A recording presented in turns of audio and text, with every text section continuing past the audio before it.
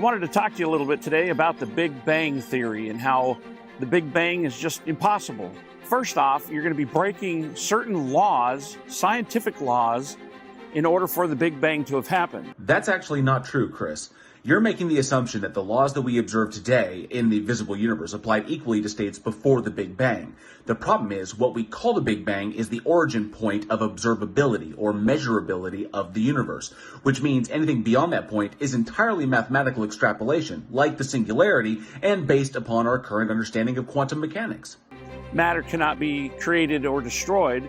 And that would be a misrepresentation of the first law, Chris, which pertains to energy, not matter. Energy cannot be created nor destroyed. Matter, however, is one form of energy, one of many, actually. Energy can change states into matter, and that matter can break down back into energy. So if you're going to cite legitimate science, Chris, try and get it right so your conclusions come out right as well. But yet, the Big Bang says that everything started from nothing. Incorrect again, Chris, and it's probably because you've been hanging out with Hovind too much.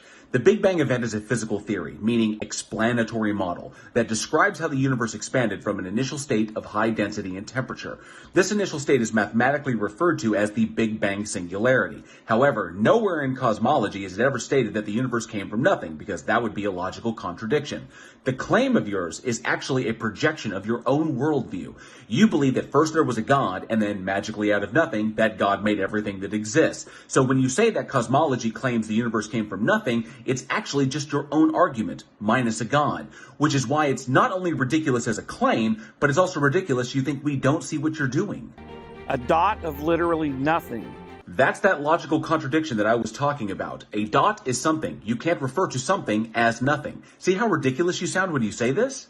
But if we could start with that dot, and that dot exploded, like the Big Bang says. This is an outright lie. Cosmology states that the initial point of observation for the universe was an expansion, not an explosion. An explosion is a rapid increase in volume associated with a vigorous outward release of energy. The expansion is a steady increase in volume where the energy remains constant. These are fundamentally different things.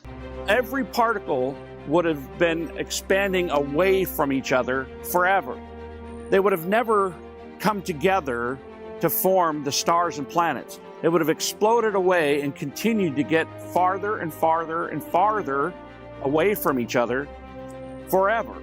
Another outright lie, Chris. Someone needs to reread their Bible. As the universe expanded, it continued to decrease in density, thus eliciting a fall in temperature. Hence, the typical energy of each particle was decreasing. This gradual cooling event is what eventually led to structure formation roughly 380,000 years after the initial expansion event. The Big Bang is against the law, impossible. Nope. And I've just explained how you've either misrepresented or lied about the science to push this ridiculous narrative. And while it's not problematic that you believe this yourself, what is problematic is that you think the people around you are ignorant enough to believe it as well, which is a commentary not only on your own limited intellectual state, but your limited moral state as well.